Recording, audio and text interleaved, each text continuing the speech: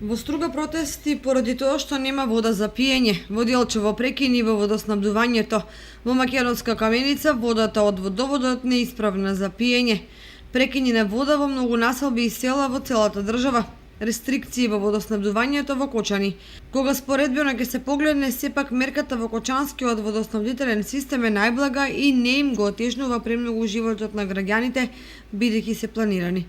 Сето тоа во услови кога Кочани има бунарски систем и главна и детална водоводна мрежа, која може да ги задоволи потребите на населението.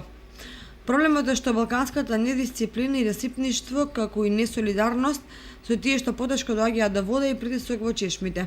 Стручњаците велат дека ситуацијата е јасна, да нема попладневно наводнување на дворните места и требници и да се користи како на пример во становите само за домашни потреби, секое семејство во секое време ќе има доволно вода.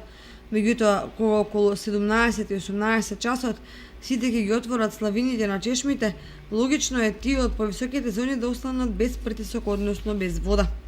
8-дневната рестрикција е најдобра мерка која покрај штедење на водата и правилна распределба на сите корисници ќе представува и опомена дека капацитетите не се бесконечни, кон неа да се негува домаќински однос.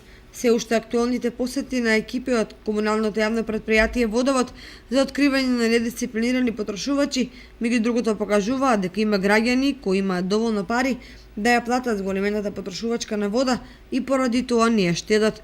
Но во такви ситуации затајува солидаризацијата со тие што воопшто не добиваат вода, ниту за основните потреби. Како стојат работите на крајот од првата декада на август, само дождови и промена на временските услови со намалување на температурите може ефикасно да го реши проблемот со вода.